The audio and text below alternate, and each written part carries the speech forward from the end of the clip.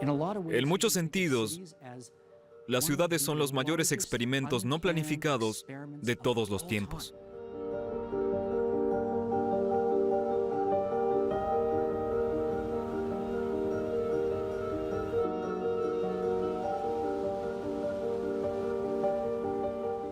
Las ciudades son hábitats extremos. Son lugares llenos de oportunidades y también de desafíos. Nuestras ciudades están creciendo. ¿Qué significa esto para las plantas y los animales? ¿Podrán adaptarse o fracasarán? ¿Y qué sucede con las especies que están aquí por primera vez?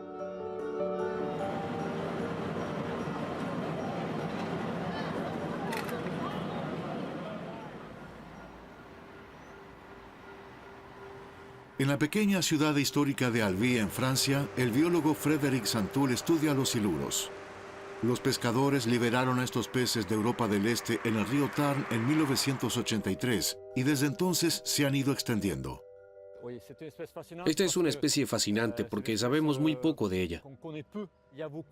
Se dicen cosas absurdas sobre ellos. Hay gente que cree que comen perros. Hay muchas historias. El biólogo estudia en Albi el comportamiento de estos animales. Varios peces de más de 2 metros recorren todos los días los estanques de la presa.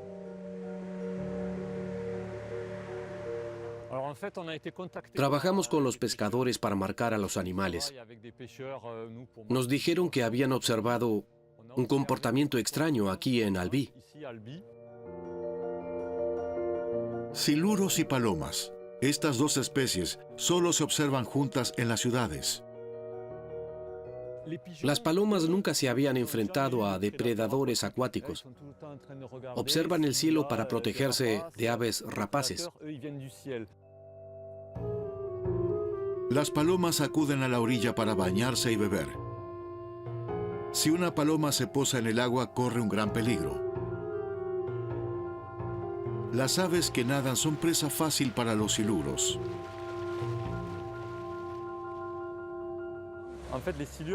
Los siluros solo advierten la presencia de las palomas cuando perciben su movimiento en el agua con sus barbillas, y entonces las atacan. Los investigadores lo saben desde 2010. Aquí en Albi las palomas ya no están a salvo ni siquiera en la orilla. Los depredadores muestran un comportamiento de caza hasta ahora desconocido. En la ciudad se dan cita nuevos cazadores y presas.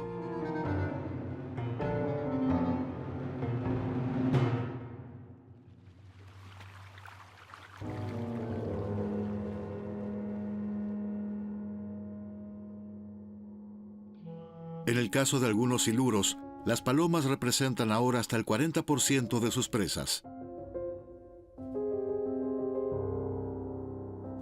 De pronto existen interacciones ecológicas, una señal de partida para la evolución. Mejora la capacidad de los siluros para cazar aves y también el vuelo de las palomas. Esta nueva interacción provocará también una nueva dinámica evolutiva. El biólogo evolutivo holandés Menno Schüthausen es uno de los investigadores que estudia la adaptación de los seres vivos a la ciudad en todo el mundo. En biología ahora esto se denomina evolución urbana.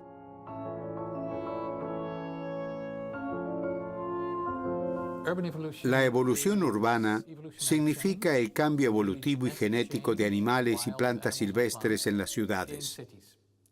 Queremos entender cómo pueden sobrevivir las especies en este contexto dominado por los humanos. La ciudad es la intervención más extrema del Homo sapiens en la naturaleza. Con hormigón, acero y cristal, creamos nuevos mundos y cambiamos la faz de la Tierra. Desde 2017, por primera vez, hay más personas que viven en las ciudades que en el campo. ¿Cómo influye esto en la evolución, en el desarrollo de nuevas especies? ¿Qué presión genera la ciudad en la selección? Una tarde de verano en Ámsterdam. En el Parque Vondelpark, en pleno centro de la ciudad, el biólogo Menno Schüthausen emplea una trampa de luz para atrapar insectos. Quiere estudiar la naturaleza urbana más de cerca con la ayuda de aficionados interesados. Hoy en día, la diversidad de insectos y plantas más pequeñas es mayor en las ciudades que en el campo. Hoy en día las tierras agrícolas se utilizan de forma tan intensiva, se exprime el máximo rendimiento de cada metro cuadrado, que en el campo no queda espacio para la naturaleza. Al mismo tiempo, las ciudades son cada vez más verdes. La gente presta más atención al medio ambiente. Por tanto, en las ciudades se desarrolla un hábitat más rico y con mayor biodiversidad que en el campo. Sin embargo, la biodiversidad en general está disminuyendo, tanto en las ciudades como en el campo. El descenso de los insectos es especialmente grande. Esto se está investigando en todo el mundo. En los Alpes suizos, cerca de Zúrich, el científico Florian Altermann ha instalado sus trampas de luz.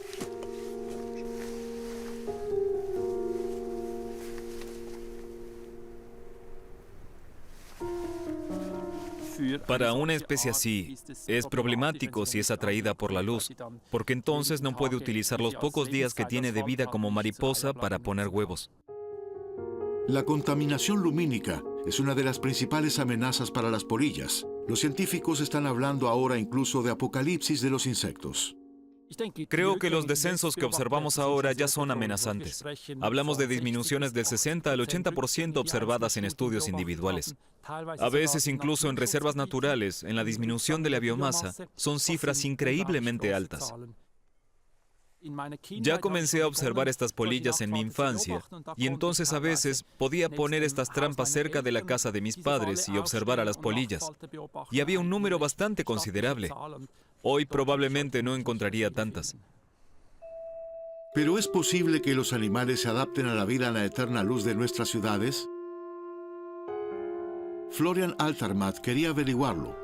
Su objeto de investigación, la polilla araña, cuyas orugas en Europa se desarrollan en los arbustos de peonia. Bien, en realidad fue una coincidencia. Terminé mi tesis doctoral e iba todos los días por un parque donde había estos arbustos, y ahí fue donde vi estas orugas. Y esa fue la primera vez que vi que las mariposas habían estado allí durante años, en un parque de la ciudad donde hay contaminación lumínica permanente. Entonces pensé que podría recogerlas, criarlas y cuando fueran polillas, probar cuán atraídas se sienten por la luz. Altermann fue uno de los primeros en investigar este fenómeno en 2006. Soltó las polillas en una habitación oscura y a la mañana siguiente contó cuántas de ellas habían volado hacia la trampa de luz. Los resultados fueron que aproximadamente un 20% menos de polillas de áreas urbanas fueron atraídas por la luz.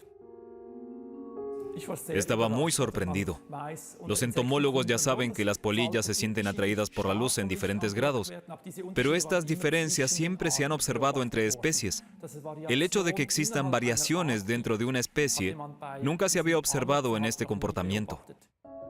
Con su experimento, Florian Altermann demostró una adaptación hereditaria a la vida en la ciudad. Para el biólogo Menno Schützhausen, esto encaja en un concepto más amplio.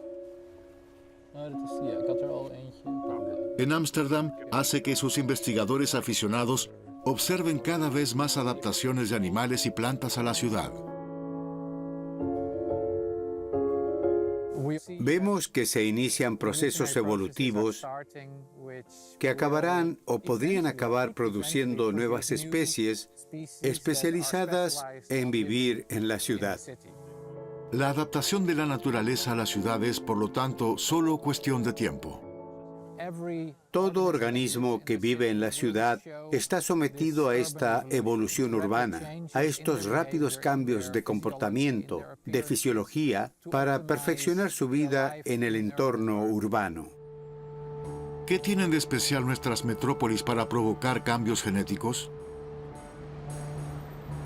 El biólogo evolutivo Jason Manshee South, de camino a su zona de investigación, el Central Park. Lleva años estudiando cómo se adaptan los roedores a Nueva York. Con los inmigrantes de Europa, las ratas también llegaron al Nuevo Mundo. Hoy en día se mueven libremente por la ciudad en pozos subterráneos. Para otros roedores originalmente nativos, las calles de la ciudad son un peligro. Esto despertó la curiosidad del investigador. En realidad soy un biólogo tropical, pero entonces conseguí mi primer trabajo académico en Nueva York y decidí hacer una investigación local. Cuando descubrí la existencia de estos pequeños mamíferos que viven como en islas en los parques de la ciudad, pensé, esto es interesante y nadie lo ha estudiado. ¿Se están volviendo genéticamente diferentes a los ratones de fuera de la ciudad? ¿O se están adaptando? Así es como empezó todo. El Central Park de Nueva York abrió sus puertas en 1873. En el parque aún se encuentran especies de animales que vivían aquí antes de que se construyera la ciudad. Aquí nos encontramos en medio del Central Park. Nos dirigimos al extremo norte del parque, donde hay un bosque muy bonito llamado North Woods, y allí pondremos trampas para atrapar ratones de patas blancas.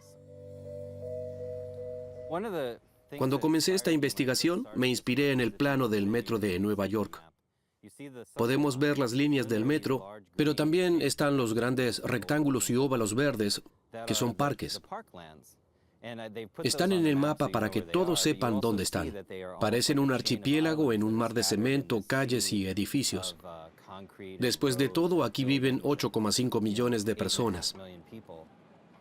Estos ratones no pueden salir de los parques, porque no pueden cruzar las calles ni llegar a otras áreas verdes. Desde el punto de vista biológico, esto es lo mismo que si estos ratones vivieran en islas. No pueden esparcir sus genes en los diversos parques de la ciudad. Y una vez que los parques están lo bastante aislados, funcionan como mini Galápagos, lo que podría impulsar la evolución de muchas de las especies que ahora viven allí. Este biólogo evolutivo investiga si los ratones de patas blancas evolucionan de forma diferente en los distintos parques. Es un buen lugar para los ratones de patas blancas. Les gustan los troncos de los árboles, para no estar completamente al descubierto. Podrían vivir en este tronco o debajo de él. Así que es un lugar ideal. Este bosque aparentemente intacto está rodeado por la Gran Manzana. ¿Ya se han adaptado los ratones a esta situación inusual? ¿Qué habilidades necesitan para sobrevivir aquí?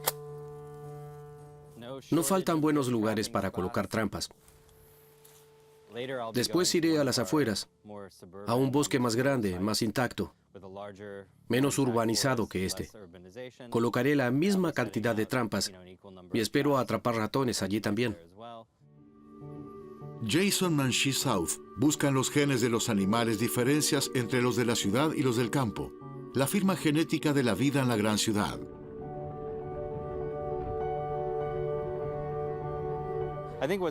Para mí es muy interesante pensar en el impacto de nuestra vida cotidiana. ¿Dónde arrojamos nuestra basura?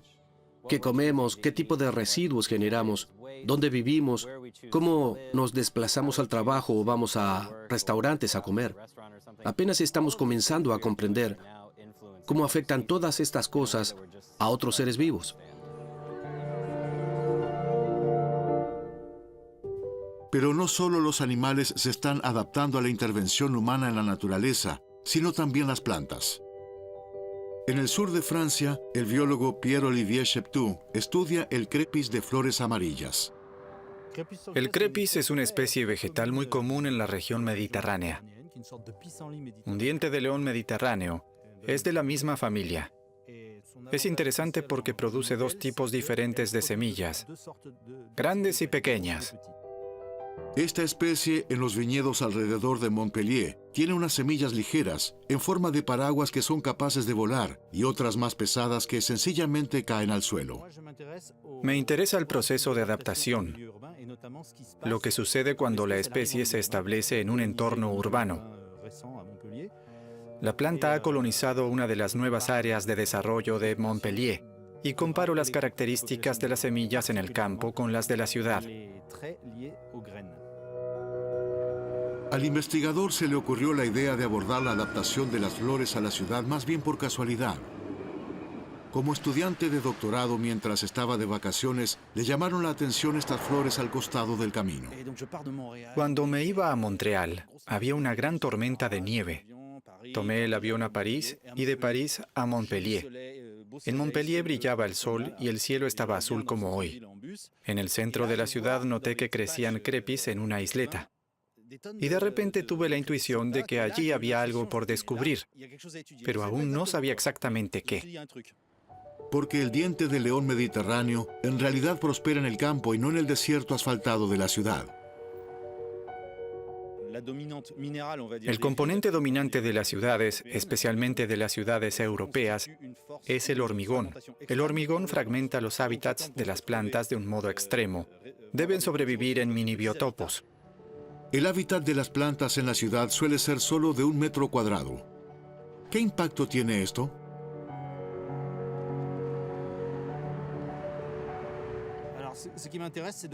Me interesa saber cómo la fragmentación en la ciudad cambia las características reproductivas de esta especie. Me parece que las plantas que producen más granos gruesos se reproducen mejor en el medio urbano. Porque las semillas pesadas no vuelan sobre el asfalto. De hecho, el biólogo constata que un número significativamente mayor de plantas producen las semillas pesadas en la ciudad y por tanto se reproducen mejor, una diferencia del 15%.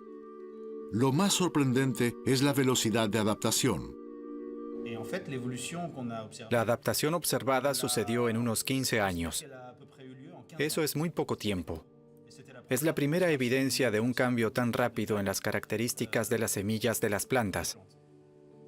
Y la razón es la extrema fragmentación de los hábitats en la ciudad.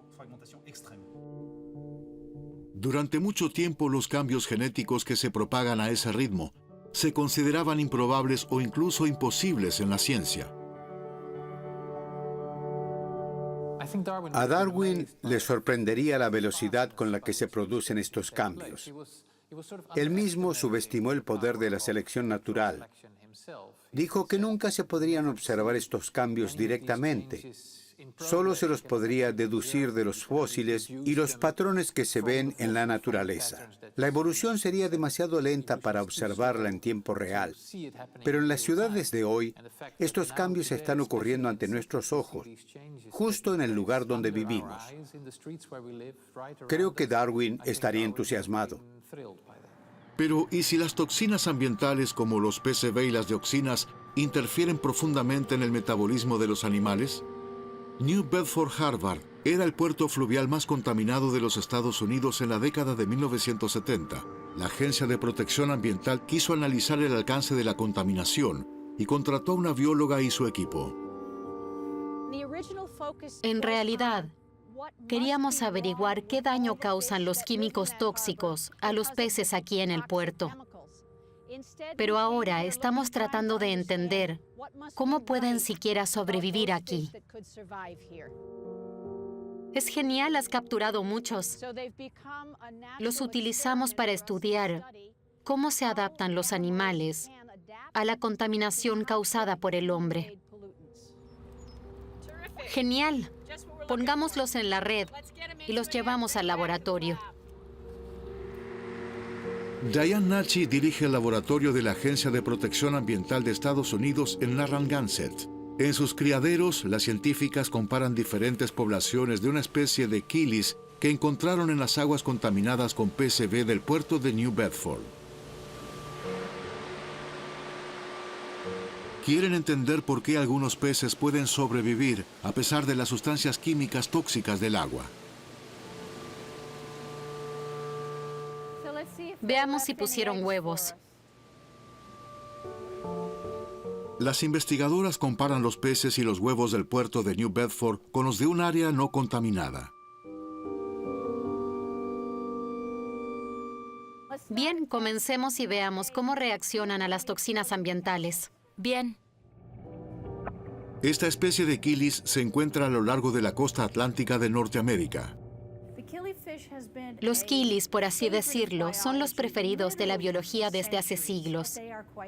Son comunes y al no migrar son un reflejo de su entorno local. Cada población es única porque se ha adaptado genéticamente. Por eso son sujetos de investigación ideales. Las investigadoras quieren descifrar el mecanismo que permite a los peces sobrevivir en este entorno extremadamente tóxico. Para esto deben observar el desarrollo de los huevos para comprender en qué etapa surten efecto o no las toxinas ambientales. Observamos el progreso del desarrollo de los embriones y ciertas características que conocemos de los PCB podrían causar trastornos en el desarrollo del corazón, el desarrollo del sistema circulatorio y el tamaño. ¿Por qué precisamente estos peces son capaces de desafiar las toxinas ambientales mortales? ¿Cuáles son los factores que permiten que ciertas especies se adapten a la ciudad? ¿Hay procesos paralelos en ciudades de todo el mundo? En la Universidad de Toronto, Mississauga, Mark Johnson quiere averiguarlo. En muchos sentidos, las ciudades son los mayores experimentos no planificados de todos los tiempos. El problema es que hay muy pocos organismos en los que se puede estudiar la adaptación a entornos urbanos en cualquier parte del mundo. Y el trébol blanco es uno de esos organismos. Utilizando el trébol blanco como ejemplo, queremos averiguar si los organismos se adaptan de la misma manera a los cambios globales que traen consigo las ciudades. Para esta investigación a nivel mundial, el biólogo evolutivo Stefan Greiner y su equipo recolectan trébol blanco en Berlín. En las ciudades la planta se enfrenta a un hábitat diferente. Aquí hace más calor que en las afueras y en el campo. Lo que puede esperarse es que si el ser humano crea nuevas condiciones ambientales, la vida se adapte a ellas. Así que demostrar algo así en todo el mundo sería un verdadero logro científico. Es importante. Hay que hacerlo. Por eso lo estamos haciendo. Por eso pasamos la tarde aquí. Deben encontrar plantas en 35 ubicaciones diferentes, desde el área de Brandeburgo hasta Alexanderplatz. Solo así habrá suficientes datos para comparar la posible adaptación del trébol de Berlín con los de otras ciudades del mundo. Debajo de la torre de televisión encuentran las últimas muestras. Ya está. Terminamos. Actualmente hay más de 250 colaboradores en 168 ciudades trabajando todos juntos en este mismo proyecto. En biología evolutiva nunca ha habido un proyecto de colaboración de esta magnitud.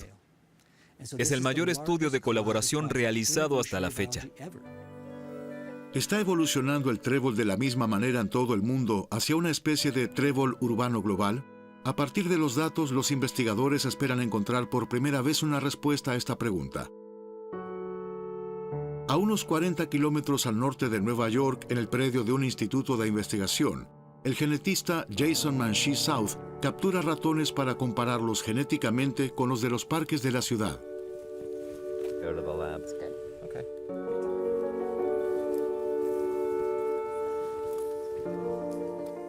Esta trampa evidentemente está vacía. Eso es un sapo. Pensé que era un ratón. Es un hermoso día para los animales silvestres. Es increíble lo diferente que son los parques entre sí. Se llega a tal extremo a partir de una pequeña sección de genes. Podemos reconocer de qué parque es un ratón. Con el tiempo han cambiado mucho debido al aislamiento. Por eso iniciamos nuestros estudios actuales. Estamos analizando más de 20.000 genes para ver qué rasgos cambian en los ratones cuando se adaptan a la vida en Nueva York. Oh, ahí hay uno. El primer ratón de patas blancas del día. Para el nuevo estudio, el investigador ya ha capturado más de 100 ratones y ha analizado sus genes. Jason Manshee South y su equipo tienen que examinar los ratones en detalle. Lo más importante es el ADN. Los científicos tratan a los animales con la mayor delicadeza posible. Tomamos una muestra con este pequeño instrumento. Es como un perforador de papel, pero para muestras de tejido. Lo necesitamos para el análisis genético, para descubrir cómo difieren las poblaciones urbanas y rurales.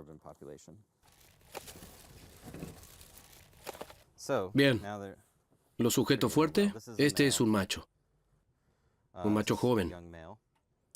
Tomemos la muestra y luego continuaremos con el siguiente. Para el análisis genético no basta con el pelo.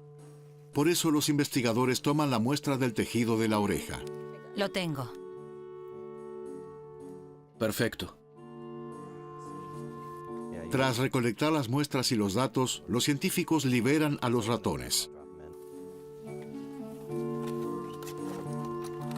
El análisis de los genes indica a los investigadores en qué sentido están cambiando los ratones en la ciudad, a qué condiciones se adaptan y en qué parque de la ciudad de Nueva York cambian sus genes en mayor medida.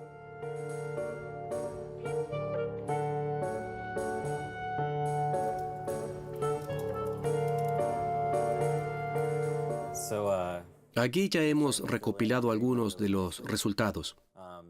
Estos son los ratones que atrapamos hoy en Calder Center. Están justo entre la ciudad de Nueva York y los otros lugares que tenemos aquí arriba. La población de Central Park es la que más difiere. Tiene sentido. Sí, tiene sentido. Es la más urbana y la más aislada. En los ratones de Central Park, algunos genes difieren significativamente. Especialmente el cambio en su dieta en Central Park, con una gran cantidad de residuos de comida humana, podría influir en los genes de los ratones. Una serie de genes que cambian en la ciudad están relacionados con el metabolismo. Los ratones de patas blancas comen otras cosas y necesitan poder digerirlas. Y este cambio hereditario en el ADN es evolución. Parece que los ratones de Central Park hubiesen adaptado su digestión a la comida rápida. Esto plantea cuestiones de gran alcance. ¿Qué estamos haciendo como especie al adaptar el hábitat de la Tierra a nuestras necesidades? ¿Cómo influimos en el futuro de otros seres vivos? Porque incluso estamos cambiando la forma en que se desarrollarán en el futuro.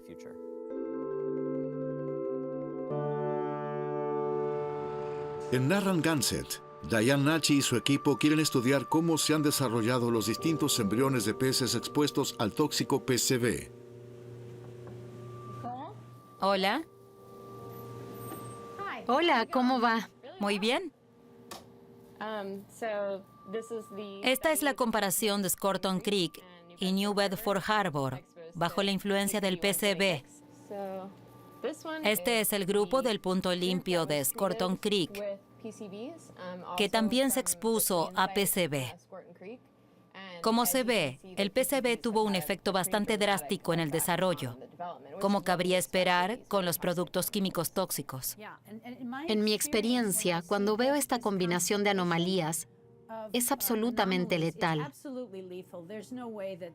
No hay posibilidad de que el animal salga del huevo, y mucho menos de que sobreviva después de la eclosión, porque el corazón no funciona. Así que demos un vistazo a la bioquímica y veamos cómo reaccionan aquí. Con un agente de contraste especial, las científicas pueden visualizar la actividad enzimática en los peces que aún no han eclosionado. Podemos ver cómo el sustrato emite fluorescencia en las vejigas de los peces. Esto muestra que el sistema enzimático funciona y que los productos de descomposición correspondientes están en la vejiga. Esta es una demostración evidente de la actividad enzimática en un organismo vivo. Las enzimas activas en el embrión del pez muestran cómo el organismo intenta descomponer la toxina y finalmente muere por ello. Ahora los científicos quieren observar cómo se han desarrollado las crías de los peces del puerto de New Bedford. Bien. Los peces de New Bedford Harbor fueron expuestos al mismo nivel de PCB. Como podemos ver en este embrión, parece no tener ningún efecto. El corazón late normalmente y el embrión está bien desarrollado. Parece un embrión a punto de eclosionar. Algunos ya lo han hecho. En realidad, estos peces deberían estar muertos, envenenados por una de las toxinas ambientales más peligrosas, pero la evolución ha encontrado un camino. Sabemos que estos químicos activan un determinado sistema enzimático en todos los vertebrados, incluidos los humanos.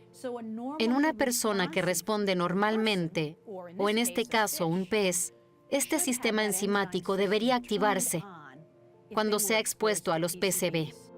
Los investigadores ahora examinan bajo el microscopio el metabolismo de los embriones de los peces, al que los PCB aparentemente no pueden dañar. Aquí hay un poco de brillo.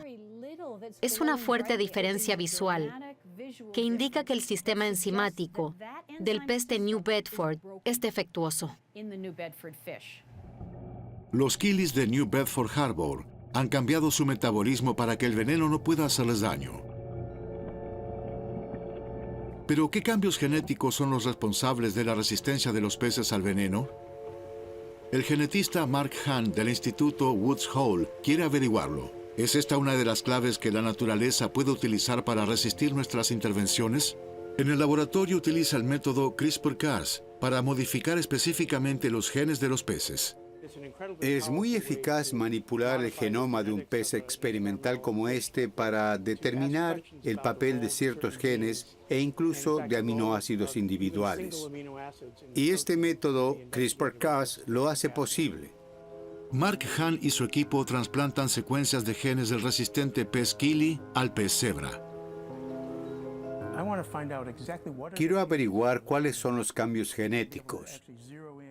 Quiero reproducir los cambios moleculares específicos responsables de la resistencia en el laboratorio para poder demostrar el mecanismo de resistencia. Con estos experimentos, los científicos esperan encontrar pronto los genes exactos que hacen a los peces insensibles a la toxina ambiental. Hola Mark, ¿cómo estás? Bien. ¿En qué estás trabajando? Inyecto AIP Exon 2. Mark Hahn y su colega Neil Aluru emplean las técnicas más modernas de manipulación genética. Aquí analizamos la función de un gen llamado AIP. Intentamos eliminar este gen y luego verificamos si la función de este gen es responsable de la resistencia a los PCBs. La manipulación genética en embriones de peces es una técnica controvertida. Sin embargo, los científicos que colaboran en el equipo de Diane Nachi están convencidos de que es la única forma de resolver el misterio de la extraordinaria adaptación de los animales a la toxina mortal. Y este conocimiento también podría ayudar a otras criaturas a sobrevivir.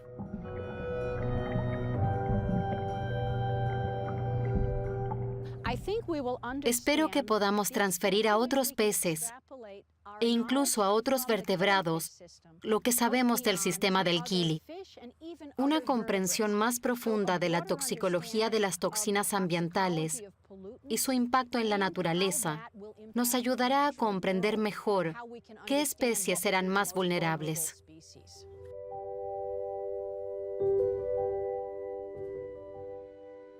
En el Instituto Max Planck de Potsdam, el equipo de investigación analiza las muestras del trébol de Berlín. Quieren medir cuál de las muestras contiene cianuro. El trébol que produce cianuro está mejor protegido contra los depredadores, pero tolera peor el frío.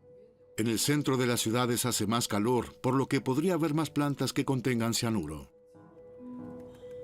Esta es una prueba cualitativa. De esta forma detectamos indirectamente un gen específico que genera ese cianuro, y podemos demostrarlo muy bien aquí. Estos dos son rurales. Sí, estos dos son rurales.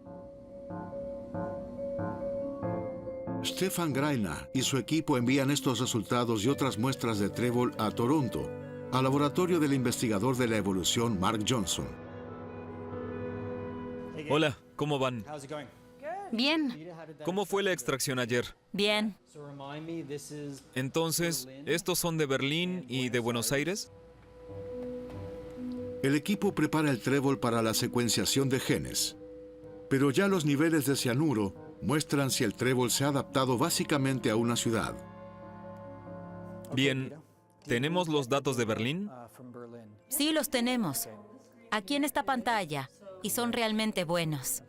James, ¿has mirado los datos de Berlín para saber cómo cambian las condiciones ambientales desde el centro de la ciudad a las áreas rurales? Sí, lo hice. Berlín es una de las ciudades donde el trébol blanco se adapta a las características urbanas y rurales. Sí. Excelente. Así que con esto alcanzamos el 33% de las ciudades. En este momento estamos en el 33,2%, pero sí es alrededor del 33%. Lo siguiente es averiguar qué factores ambientales desencadenan esta adaptación. ¿No está mal? El trébol del centro de Berlín contiene más cianuro que el de los alrededores, como en un tercio de las ciudades estudiadas hasta ahora. ¿Un indicio de evolución paralela?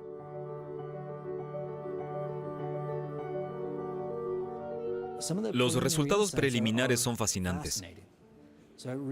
No importa en qué parte del mundo estemos, Europa, Norteamérica, Japón, China, Australia, Nueva Zelanda, este humilde trébol blanco parece tener la capacidad de adaptarse a las ciudades. El calor de las ciudades ayuda al trébol a producir más cianuro y así protegerse de los depredadores. Las plantas y los animales de todo el mundo deben reaccionar a las altas temperaturas de las ciudades para sobrevivir. Islas de calor, así llaman los científicos a este efecto. En las grandes ciudades, las personas y sus máquinas generan mucho calor, y una ciudad de más de 1 millón de habitantes puede ser 7 u 8 grados centígrados más cálida en el centro que en las afueras. Según la tesis de Menno Schüthausen, esto también influyó en la evolución del caracol. Estos pequeños animales se presentan en todos los colores, desde el marrón hasta el amarillo claro. Un solo gen es responsable de cada color. Básicamente llevan sus genes a la espalda. El color de la concha del caracol afecta la temperatura interior.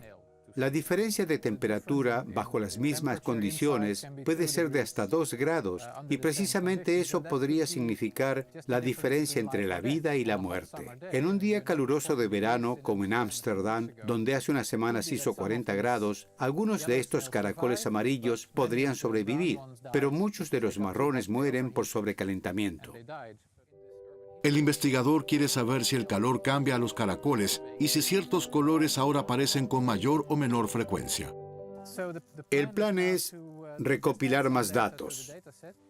Así que allá vamos. Para recolectar y analizar el mayor número posible de caracoles en toda Europa, los investigadores necesitan la ayuda de aficionados entusiastas. No tenemos que viajar a las Galápagos para estudiar la evolución. Es un proceso biológico normal y continuo que tiene lugar en todas partes. El grupo encuentra pocos caracoles, pero las conchas de caracol vacías también pueden aportar datos. Con una aplicación que cualquiera puede instalar en su teléfono celular, las conchas de caracol son escaneadas y añadidas a la base de datos.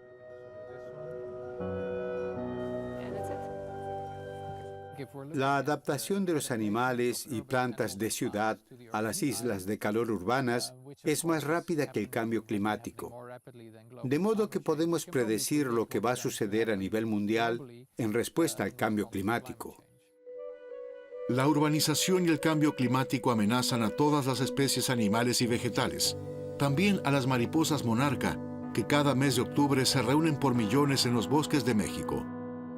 Han viajado hasta 5.000 kilómetros para llegar al lugar donde pasan el invierno. Un viaje peligroso para las mariposas. En Toronto, la bióloga Lindsay Miles estudia las mariposas. Las mariposas monarcas son insectos maravillosos. Desafortunadamente, cada vez hay menos. En los Estados Unidos, tenemos un descenso de su población del 80%. Aquí, en esta zona industrial de Toronto, algunas de las mariposas en peligro de extinción se detienen a descansar antes de seguir volando y reproducirse.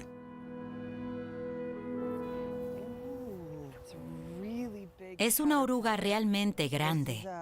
Una mariposa monarca bebé, que tal vez esté a 1 o 2 días de transformarse en crisálida y luego en mariposa. Mientras que otras especies de la ciudad se han adaptado a nuevas fuentes de alimento, las mariposas monarcas siguen dependiendo de una sola planta. Tengo una. Veamos. ¡Wow! Tienes una. Las mariposas monarca ponen sus huevos en las asclepias, una planta comúnmente conocida como algodoncillo, del que se alimentan exclusivamente sus orugas. Y en muchas ciudades hay cada vez menos zonas donde el algodoncillo pueda crecer de forma silvestre. Desafortunadamente, muchas ciudades son un obstáculo y carecen de los recursos que necesitan.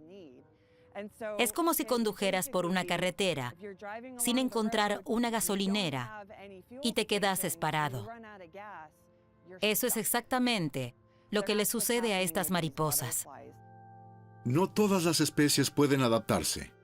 La forma en que planeemos nuestras ciudades en el futuro marcará una diferencia crucial. Porque solo una ciudad que le dé a la naturaleza lo que necesita puede albergar a muchas especies diferentes. La biodiversidad es importante para los alimentos que comemos y el aire que respiramos. Si seguimos así, muchas poblaciones, incluida la humana, perecerán.